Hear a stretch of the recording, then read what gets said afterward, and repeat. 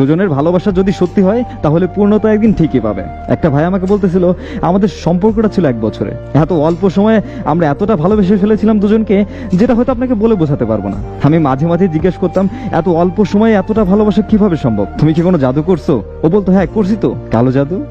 ও আমার থেকে 2 বছরের ছোট, তবে খুব ফাজিল।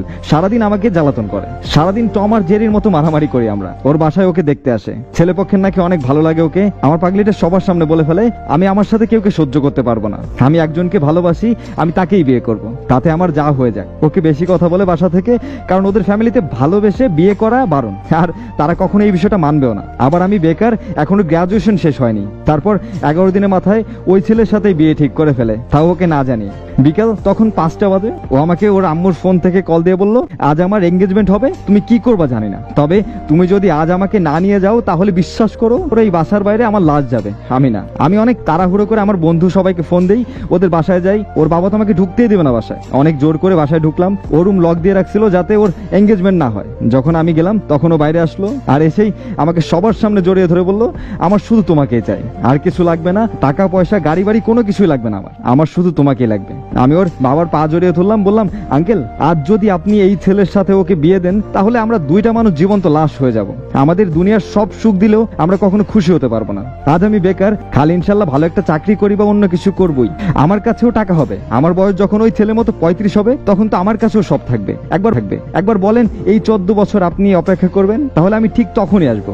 আমাদের দুজনকে আলাদা করবেন না, আপনার কাছে ভিক্ষা চাচ্ছি, আপনাকে ওয়াদা করতেছি কোনোদিন আপনার মেয়েকে আমি একটু কষ্টও দিব না। আর আজ যদি আপনি আমাদের ফিরিয়ে দেন আমাদের মরে যাওয়া ছাড়া আর কোনো রাস্তা থাকবে না।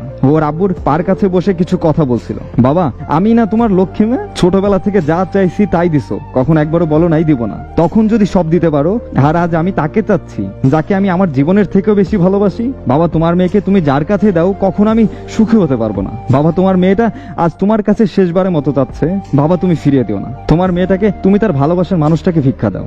আর আজ আমার বাবা যদি আমার খুশিটা আমার কাছ থেকে কেড়ে নেয়, কথা দিলাম বাবা তোমার মেয়েকে তুমি আর কখনো দেখতে পারবা না। ওর আম্মু দূর থেকে দাঁড়িয়ে শুধু কাঁদতেছিল। ওর বাবা ওই ছেলেকে ও তার ফ্যামিলি সবাইকে বললো আমাকে মাফ করে দিবেন, আমি আর যাই হই না কেন এত বড় পাষাণ না যে এদের এত ভালোবাসা আমি নষ্ট করব। আমি আসলে বুঝতে পারি নাই এরা দুজন দুজনকে এতটা ভালোবাসে। আমাকে আপনারা মাফ করে দিবেন, আমার মেয়ে যাকে ভালোবাসে ও তার সাথে থাকবে, আমি আমার মেয়েকে হারাতে চাই না। আমাদের বললো তোমরা ওঠো। তারপর আমার বাবা আমাকে ফোন দিয়ে বললো এঙ্গেজমেন্ট হলো, তার 3 মাস পরে আমাদের বিয়ে হয়। আজ বিয়ের 4টা বছর পার হয়ে গেছে, আমাদের ছোট্ট একটা ছেলে আছে। আমার বাবা মা আর ওর বাবা আমার কাছে পুরো দুনিয়াই সে। সবাই বলে বিয়ের পর নাকি ভালোবাসা হারিয়ে যায়, কে বলেছে? কই আমার তো হারায় নাই। আমরা তো সেই একজন আরেকজনকে এখনো ঠিক পাগলের মতো ভালোবাসি। বিশ্বাস করেন কখনো ইচ্ছাই করে না অন্য কোনো মেয়ের দিকে তাকাই। একটা মানুষ আছে তো, সেই আমার প্রথম ভালোবাসা, সেই আমার শেষ ভালোবাসা, আমি তাকেই ভালোবেসে যাব শেষটা অবধি।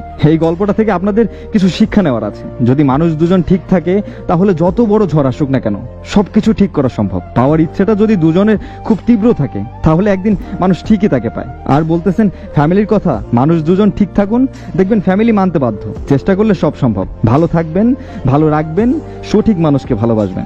ধন্যবাদ।